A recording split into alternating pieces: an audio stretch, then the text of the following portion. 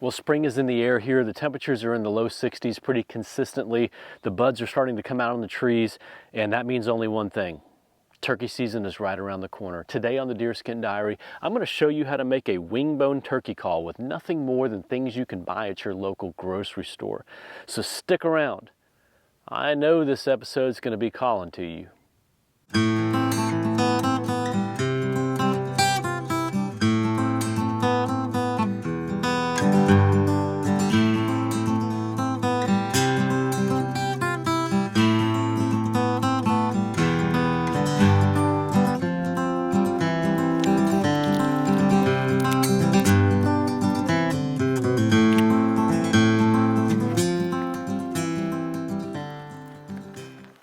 Now, these wingbone calls are tens of thousands of years old, if not much older.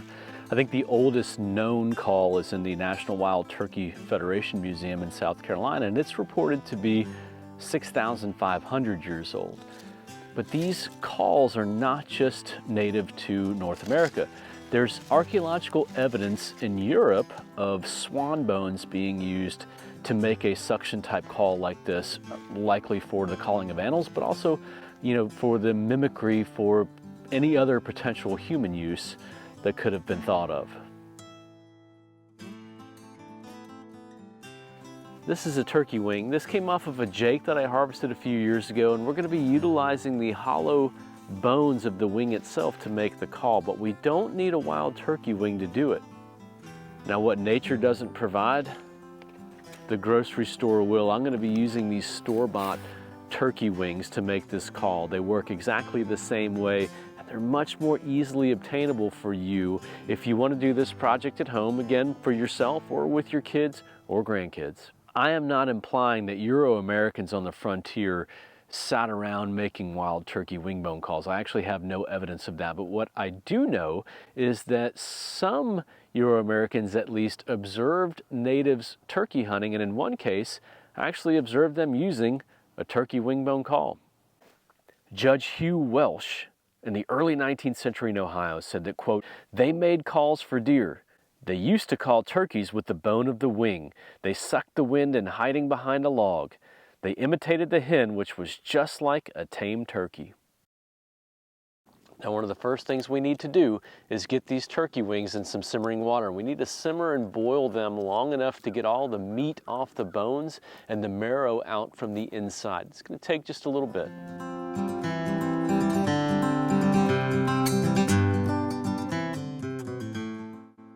So here we've got 3 of the bones from the wing, and I've taken all the meat off of them after boiling.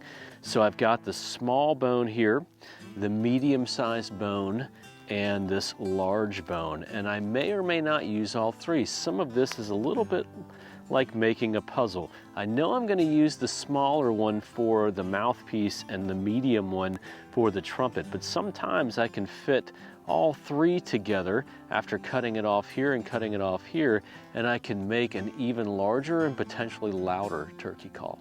Let's see what happens.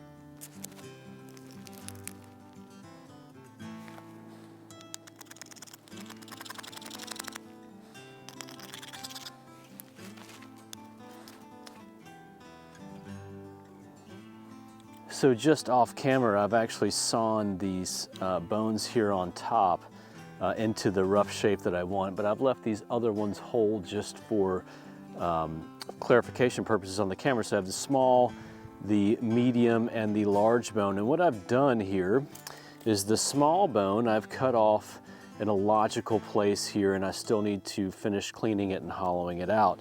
The medium bone I've done the same, but I've left part of the wider end here just in case it doesn't quite fit into the larger bone. And then the larger bone, which I got a little bit of cracking off of that, I have cut off in a large spot here, and then further down the shaft of the bone, or the shank of the bone, if you will, I've cut off at the narrowest point. Now, to hollow this bone out a little bit more, all I'm going to do is blow some air through it and see what's left.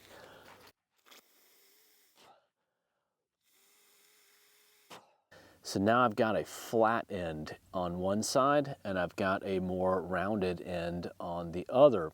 In this second bone, I again have a flatter side and a rounder side. Now, I want the flat side of the smaller bone to be my mouthpiece, and I want the rounder bone to fit inside of this one. And again, it is like a little bit of a puzzle piece here. And if I were to put it in like this, it sits well up into the caul. And now just let's see what it sounds like before I continue.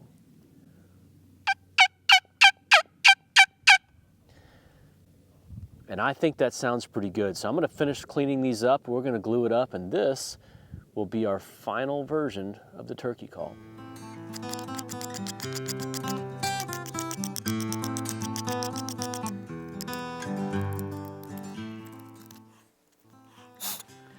Now, in order to put these pieces together, we're going to need to fabricate a glue. I'm going to be making a natural glue from pine pitch. Now, in order to make this, I'm going to be using pine resin here. This is just simply off of one of the pine trees over here that has some scarring on it where another tree fell and wounded the tree. It's produced some sap that I've collected, and I'm going to be using charcoal. This is charcoal off the fire where I'm currently simmering those turkey wings. I'm going to mix those two things together. The charcoal acts as a binder, and we're going to make a hot glue or heat activated glue. Now again, this glue is heat activated, which means we have to use heat to melt this pine resin in order to get it into a liquid state and then mix it with the ground up charcoal. You have to be very careful here if you're trying this around a fire, because obviously pine resin is very flammable, and you can not only burn yourself, but you can also lose the glue that you're trying so desperately hard to make if you get it too close to the flame. I've got the resin into an elastic state now. It's not too hot, not quite fully melted yet, but it is definitely on its way. Now, when I start working with this, I've got to work with it relatively quickly. So I'm going to put it back on the fire for just a few seconds, get it warmed back up, and then start mixing in the other ingredients. All right, it's nice and shiny here now. I'm going to start adding a little bit of this charcoal, and all I've done is just pulverize this charcoal with my hands. This isn't anything too nice and neat. I'm just adding what I think is necessary, and it's not going to take much glue, and it doesn't have to be perfect for gluing together a turkey call. Here we go, just gonna mix that up. It's cool enough now to really handle with my fingers a little bit better. I'm just gonna continue kneading it all together, try to make it as even and as consistent as possible. Okay, our glue's nice and hot. What I'm gonna do now is simply put it on this stick. As it starts to cool, I'm going to mold it on the end of this stick, and we're going to make basically a hot glue stick that we can put around the fire here shortly and heat up as we need it. Again, this is just a tiny little bit. I'm not too worried about making a whole ton of this stuff for a wild turkey call here, but there we have a natural glue stick. Now the sun's really beaming down on me here by the fire, so I hope you can see this pretty well, but I've got my two pieces friction fit together. I'm gonna go ahead and pull them apart here a second, and I wanna make sure I keep the same orientation because that's how the sound is best. And the next thing I wanna do is take the short end here, and I wanna begin to sort of heat it up a little bit over the fire. Now I'm not trying to get it hot. I'm just trying to get it kind of lukewarm to the touch, and that's going to help the glue from the glue stick to it just a little bit better. Now I also need to get the glue from the glue stick heated up, and I'm going to do that at the same time.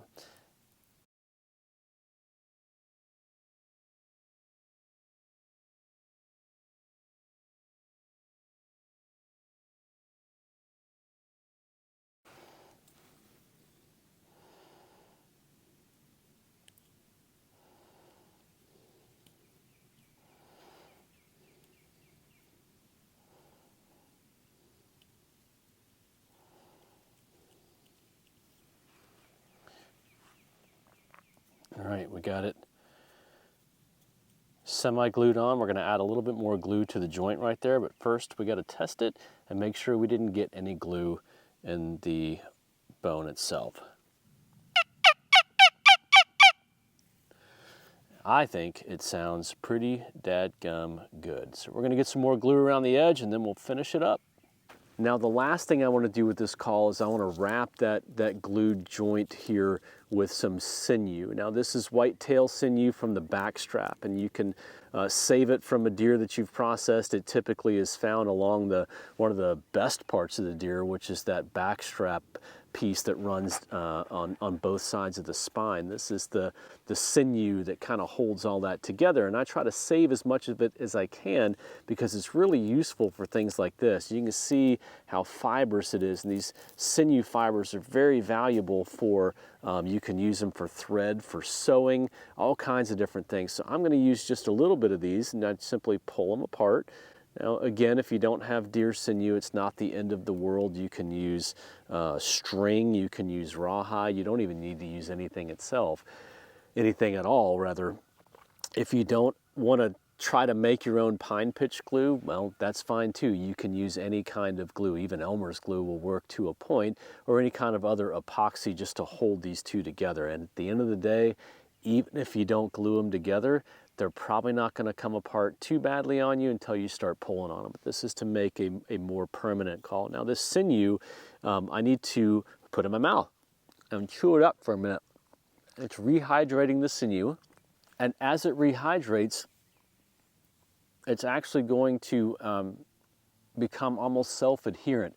You can use water for this, but honestly I have found that saliva works a lot better. All right, let's see how this works.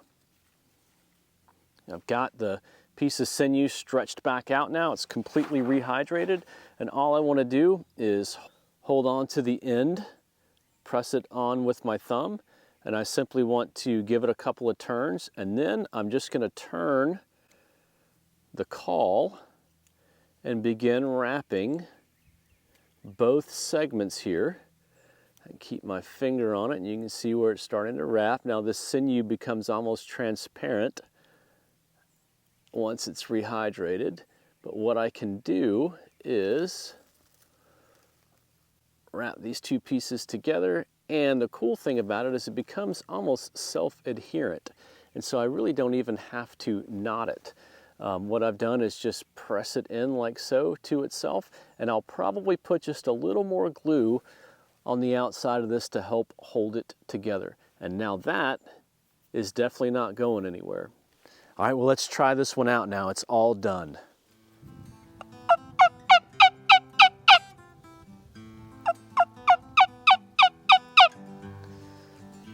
I say that's pretty good.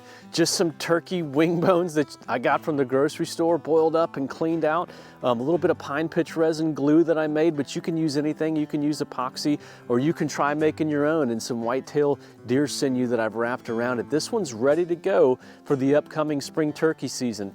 Now, I can't tell you how much I appreciate you spending your time with me, and I'll see you next time on the Deerskin Diary.